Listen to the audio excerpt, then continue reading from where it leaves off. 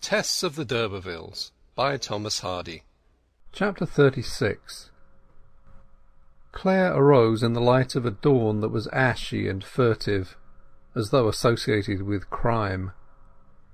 The fireplace confronted him with its extinct embers, the spread supper table, whereupon stood the 2 full glasses of untasted wine, now flat and filmy, her vacated seat and his own, the other articles of furniture with their eternal look of not being able to help it, their intolerable inquiry what was to be done.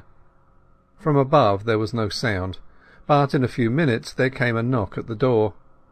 He remembered that it would be the neighbouring cottager's wife, who was to minister to their wants while they remained there. The presence of a third person in the house would be extremely awkward just now, and being already dressed, he opened the window and informed her that they could manage to shift for themselves that morning. She had a milk can in her hand, which he told her to leave at the door. When the dame had gone away, he searched in the back corners of the house for fuel, and speedily lit a fire. There was plenty of eggs, butter, bread, and so on in the larder, and Clare soon had breakfast laid, his experiences at the dairy having rendered him facile in domestic preparations. The smoke of the kindled wood rose from the chimney without like a lotus-headed column. Local people who were passing by saw it, and thought of the newly married couple, and envied their happiness. Angel cast a final glance round, and then going to the foot of the stairs, called in a conventional voice, "Breakfast is ready." He opened the door, and took a few steps in the morning air. When, after a short space, he came back, she was already in the sitting-room, mechanically readjusting the breakfast things. As she was fully attired, and the interval since his calling her had been but 2 or 3 minutes, she must have been dressed, or nearly so, before he went to summon her. Her hair was twisted up in a large round mass at the back of her head, and she had put on one of the new frocks, a pale blue woollen garment with neck frillings of white. Her hands and face appeared to be cold, and she had possibly been sitting dressed in the bedroom a long time without any fire. The marked civility of Clare's tone in calling her seemed to have inspired her for the moment with a new glimmer of hope, but it soon died when she looked at him. The pair were, in truth, but the ashes of their former fires. To the hot sorrow of the previous night had succeeded heaviness. It seemed as if nothing could kindle either of them to fervour of sensation any more. He spoke gently to her, and she replied with a like undemonstrativeness. At last she came up to him, looking in his sharp defined face as one who had no consciousness that her own formed a visible object also. "Angel," she said, and passed, touching him with her fingers, lightly as a breeze, though she could hardly believe to be there in the flesh the man who was once her lover. Her eyes were bright, her pale cheek still showed its wonted roundness, though half-dried tears had left glistening traces thereon, and the usually ripe red mouth was almost as pale as her cheek. Throbbingly alive as she was still, under the stress of her mental grief the life beat so brokenly that a little further pull upon it would cause real illness, dull her characteristic eyes, and make her mouth thin. She looked absolutely pure. Nature, in her fantastic trickery, had set such a seal of maidenhood upon Tess's countenance that he gazed at her with a stupefied air. "Tess, say it is not true! No, it is not true!" "It is true." "Every word?" "Every word." He looked at her imploringly, as if he would willingly have taken a lie from her lips, knowing it to be one, and have made it, by some sort of sophistry, a valid denial. However, she only repeated, "It is true." "Is he living?" Angel then asked. "The baby died." "But the man?" "He is alive." A last despair passed over Clare's face. "Is he in England?" "Yes." He took a few vague steps. "My position is this," he said abruptly. "I thought, any man would have thought, that by giving up all ambition to win a wife with social standing, with fortune, with knowledge of the world, I should secure rustic innocence as surely as I should secure pink cheeks. But, however, I am no man to reproach you, and I will not." Tess felt his position so entirely that the remainder had not been needed. Therein lay just the distress of it. She saw that he had lost all round.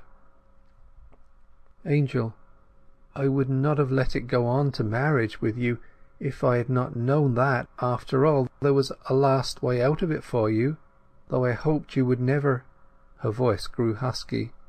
"A lost way?" "I mean, to get rid of me. You can get rid of me." "How?" "By divorcing me." "Good heavens, how can you be so simple? How can I divorce you?" "Can't you, now I have told you? I thought my confession would give you grounds for it." "Oh, Tess, you are too childish, unformed, crude, I suppose. I don't know what you are. You don't understand the law. You don't understand." "What? You cannot?" "Indeed I cannot." A quick shame mixed with the misery upon his listener's face. I thought, she whispered. "Oh, now I see how wicked I seem to you. Believe me, on my soul, I never thought that but you could. I hoped you would not, yet I believed, without a doubt, that you could cast me off if you were determined, and didn't love me at all." "You were mistaken," he said. "Oh, then I ought to have done it last night. But I hadn't the courage. That's just like me." "The courage to do what?" As she did not answer, he took her by the hand. "What were you thinking of doing?" he inquired. "Of putting an end to myself." "When?" She writhed under this inquisitorial manner of his. "Last night," she answered. "Where?" "Under your mistletoe." "My good! How?" he asked sternly. "I'll tell you, if you won't be angry with me," she said, shrinking. "It was with the cord of my box, but I could not do the last thing. I was afraid that it might cause a scandal to your name." The unexpected quality of this confession, wrung from her and not volunteered, shook him perceptibly, but he still held her, and letting his glance fall from her face downwards, he said, "Now listen to this. You must not dare to think of such a horrible thing. How could you? You will promise me as your husband to attempt that no more." "I'm ready to promise. I see how wicked it was." "Wicked? The idea was unworthy of you, beyond description." "But, Angel," she pleaded, enlarging her eyes in calm unconcern upon him, "it was thought of entirely on your account, to set you free without the scandal of the divorce that I thought you would have to get. I should never have dreamt of doing it on mine. However, to do it with my own hand is too good for me after all. It is you, my ruined husband, who ought to strike the blow. I think I should love you more if that were possible, if you could bring yourself to do it, since there's no other way of escape for 'ee. I feel I am so utterly worthless, so very greatly in the way." "Hush!" "Well, since you say no, I won't. I have no wish opposed to yours." He knew this to be true enough. Since the desperation of the night her activities had dropped to zero, and there was no further rashness to be feared. Tess tried to busy herself again over the breakfast table, with more or less success, and they sat down both on the same side, so that their glances did not meet. There was at first something awkward in hearing each other eat and drink, but this could not be escaped. Moreover, the amount of eating done was small on both sides. Breakfast over, he rose, and telling her the hour at which he might be expected to dinner, went off to the miller's in a mechanical pursuance of the plan of studying that business which had been his only practical reason for coming here. When he was gone, Tess stood at the window, and presently saw his form crossing the great stone bridge which conducted to the mill premises. He sank behind it, crossed the railway beyond, and disappeared. Then, without a sigh, she turned her attention to the room, and began clearing the table and setting it in order. The charwoman soon came. Her presence was at first a strain upon Tess, but afterwards an alleviation. At 12:30 she left her assistant alone in the kitchen, and returning to the sitting-room, waited for the reappearance of Angel's form behind the bridge. About 1 he showed himself. Her face flushed, though he was a quarter of a mile off. She ran to the kitchen to get the dinner served by the time he should enter. He went first to the room where they had washed their hands together the day before, and as he entered the sitting-room the dish-covers rose from the dishes as if by his own motion. "How punctual!" he said. "Yes, I saw you coming over the bridge," said she. The meal was passed in commonplace talk of what he had been doing during the morning at the Abbey Mill, of the methods of bolting, and the old-fashioned machinery, which he feared would not enlighten him greatly on modern improved methods, some of it seeming to have been in use ever since the days it ground for the monks in the adjoining conventual buildings, now a heap of ruins. He left the house again in the course of an hour, coming home at dusk, and occupying himself through the evening with his papers. She feared she was in the way, and, when the old woman was gone, retired to the kitchen, where she made herself as busy as well she could for more than an hour. Clare's shape appeared at the door. "You must not work like this," he said. "You are not my servant, you are my wife." She raised her eyes and brightened somewhat. "I may think myself that, indeed?" she murmured, in piteous raillery. "You mean in name. Well, I don't want to be anything more." "You may think so, Tess. You are. What do you mean?" "I don't know," she said hastily, with tears in her accents. "I thought because I am not respectable, I mean. I told you I thought I was not respectable enough long ago, and on that account I didn't want to marry you, only you urged me." She broke into sobs, and turned her back to him. It would almost have won round any man but Angel Clare. Within the remote depths of his constitution, so gentle and affectionate as he was in general, there lay hidden a hard logical deposit, like a vein of metal in a soft loam, which turned the edge of everything that attempted to traverse it. It had blocked this new acceptance of the Church.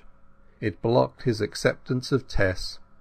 Moreover, his affection itself was less fire than radiance, and, with regard to the other sex, when he ceased to believe, he ceased to follow, contrasting in this with many impressionable natures who remain sensuously infatuated with what they intellectually despise. He waited till her sobbing ceased. "I wish half the women in England were as respectable as you," he said in an ebullition of bitterness against womankind in general. "It isn't a question of respectability, but one of principle." He spoke such things as these, and more of a kindred sort to her, being still swayed by the antipathetic wave which warps direct souls with such persistence when once their vision finds itself mocked by appearances. There was, it is true, underneath a back current of sympathy through which a woman of the world might have conquered him. But Tess did not think of this. She took everything as her deserts, and hardly opened her mouth. The firmness of her devotion to him was indeed most pitiful. Quick-tempered as she naturally was, nothing that he could say made her unseemly. She sought not her own, was not provoked, thought no evil of his treatment of her. She might just now have been apostolic charity herself, returned to a self-seeking modern world. This evening, night, and morning were passed precisely as the preceding ones had been passed. On one and only one occasion did she, the formerly free and independent Tess, venture to make any advances. It was on the third occasion of his starting, after a meal, to go out to the flour mill. As he was leaving the table he said "Good-bye," and she replied in the same words, at the same time inclining her mouth in the way of his. He did not avail himself of the invitation, saying, as he turned hastily aside, "I shall be home punctually." Tess shrank into herself as if she had been struck. Often enough he had tried to reach those lips against her consent. Often had he said gaily that her mouth and breath tasted of the butter and eggs and milk and honey on which she mainly lived, that he drew sustenance from them, and other follies of that sort. But he did not care for them now. He observed her suddenly shrinking, and said gently, "You know, I have to think of a course. It was imperative that we should stay together a little while, to avoid the scandal to you that would have resulted from our immediate parting. But you must see it is only for form's sake." "Yes," said Tess absently. He went out, and on his way to the mill stood still, and wished for a moment that he had responded yet more kindly, and kissed her once at least. Thus they lived through this despairing day or two, in the same house truly, but more widely apart than before they were lovers. It was evident to her that he was, as he had said, living with paralysed activities, in his endeavour to think of a plan of procedure. She was awe-stricken to discover such determination under such apparent flexibility. His consistency was indeed too cruel. She no longer expected forgiveness now. More than once she thought of going away from him during his absence at the mill, but she feared that this, instead of benefiting him, might be the means of hampering and humiliating him yet more if it should become known. Meanwhile Clare was meditating verily. His thought had been unsuspended. He was becoming ill with thinking, eaten out with thinking, withered by thinking, scourged out of all his former pulsating, flexuous domesticity. He walked about saying to himself, "What's to be done? What's to be done?" And by chance she overheard him. It caused her to break the reserve about their future which had hitherto prevailed. "I suppose you are not going to live with me long, are you, Angel?" she asked, the sunk corners of her mouth betraying how purely mechanical were the means by which she retained that expression of chastened calm upon her face. "I cannot," he said, "without despising myself, and what is worse, perhaps, despising you. I mean, of course, cannot live with you in the ordinary sense. At present, whatever I feel, I do not despise you. And let me speak plainly, or you may not see all my difficulties. How can we live together while that man lives? He being your husband in nature, and not I. If he were dead it might be different. Besides, that's not all the difficulty. It lies in another consideration, one bearing upon the future of other people than ourselves. Think of years to come, and children being born to us, and this past matter getting known, for it must get known. There is not an uttermost part of the earth but someone comes from it or goes to it from elsewhere. Well, think of wretches of our flesh and blood growing up under a taunt which they will gradually get to feel the full force of with their expanding years. What an awakening for them! What a prospect! Can you honestly say remain after contemplating this contingency? Don't you think we had better endure the ills we have than fly to others?" Her eyelids, weighted with trouble, continued drooping as before. "I cannot say remain," she answered. "I cannot. I had not thought so far." Tess's feminine hope, shall we confess it, had been so obstinately recuperative as to revive in her surreptitious visions of a domiciliary intimacy continued long enough to break down his coldness even against his judgment. Though unsophisticated in the usual sense, she was not incomplete, and it would have denoted deficiency of womanhood if she had not instinctively known what an argument lies in propinquity. Nothing else would serve her, she knew, if this failed. It was wrong to hope in what was the nature of strategy, she said to herself, yet that sort of hope she could not extinguish. His last representation had now been made, and it was, as she said, a new view. She had truly never thought so far as that, and his lucid picture of possible offspring who would scorn her was one that brought deadly conviction to an honest heart which was humanitarian to its centre. Sheer experience had already taught her that, in some circumstances, there was one thing better than to lead a good life, and that was to be saved from leading any life whatever. Like all who have been provisioned by suffering, she could, in the words of Monsieur Sully Prudhomme, hear a penal sentence in the fiat, "You shall be born," particularly if addressed to potential issue of hers. Yet such is the vulpine slyness of Dame Nature that, till now, Tess had been hoodwinked by her love for Clare into forgetting it might result in vitalizations that would inflict upon others what she had bewailed as a misfortune to herself. She therefore could not withstand his argument, and with the self-combating proclivity of the supersensitive, an answer thereto arose in Clare's own mind, and he almost feared it.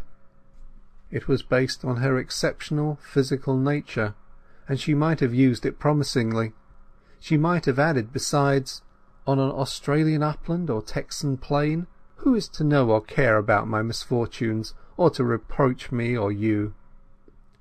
Yet, like the majority of women, she accepted the momentary presentiment as if it were the inevitable, and she may have been right. The intuitive heart of woman knoweth not only its own bitterness, but its husband's, and if these assumed reproaches were not likely to be addressed to him or to his by strangers, they might have reached his ears from his own fastidious brain. It was the third day of the estrangement. Some might risk the odd paradox that with more animalism he might have been the nobler man. We do not say it. Yet Clare's love was doubtless ethereal to a fault, imaginative to impracticability. With these natures, corporeal presence is sometimes less appealing than corporeal absence, the latter creating an ideal presence that conveniently drops the defects of the real. She found that her personality did not plead her cause so forcibly as she had anticipated. The figurative phrase was true. She was another woman than the one who had excited his desire. "I have thought over what you say," she remarked to him, moving her forefinger over the tablecloth, her other hand, which bore the ring that mocked them both, supporting her forehead. "It is quite true, all of it. It must be. You must go away from me." "But what can you do?" "I can go home." Clare had not thought of that. "Are you sure?" he inquired. "Quite sure. We ought to part, and we may as well get it past and done. You once said that I was apt to win men against their better judgment, and if I am constantly before your eyes, I may cause you to change your plans in opposition to your reason and wish, and afterwards your repentance and my sorrow will be terrible." "And you would like to go home?" he asked. "I want to leave you and to go home." "Then it shall be so." Though she did not look up at him, she started. There was a difference between the proposition and the covenant, which she had felt only too quickly. "I feared it would come to this," she murmured, her countenance meekly fixed. "I don't complain, Angel. I think it best." What you said has quite convinced me. Yes, though nobody else should reproach me if we should stay together, yet somewhen, years hence, you might get angry with me for any ordinary matter, and knowing what you do of my bygones, you yourself might be tempted to say words, and they might be overheard, perhaps by my own children. Oh, what only hurts me now would torture and kill me then. I will go tomorrow. And I shall not stay here, though I didn't like to initiate it. I have seen that it was advisable we should part, at least for a while, till I can better see the shape that things have taken, and can write to you. Tess stole a glance at her husband. He was pale, even tremulous, but, as before, she was appalled by the determination revealed in the depths of this gentle being she had married, the will to subdue the grosser to the subtler emotion, the substance to the conception, the flesh to the spirit. Propensities, tendencies, habits were as dead leaves upon the tyrannous wind of his imaginative ascendancy. He may have observed her look, for he explained, "I think of people more kindly when I am away from them," adding cynically, "God knows, perhaps we shall shake down together some day for weariness. Thousands have done it." That day he began to pack up, and she went upstairs and began to pack also. Both knew that it was in their two minds that they might part the next morning for ever, despite the gloss of assuaging conjectures thrown over their proceeding, because they were of the sort to whom any parting which has an air of finality is a torture. He knew and she knew that, though the fascination which each had exercised over the other, on her part independently of accomplishments, would probably in the first days of their separation be even more potent than ever, time must attenuate that effect. The practical arguments against accepting her as a housemate might pronounce themselves more strongly in the boreal light of a remoter view. Moreover, when two people are once parted, have abandoned a common domicile and a common environment, new growths insensibly bud upward to fill each vacated place. Unforeseen accidents hinder intentions, and old plans are forgotten. End of chapter 36.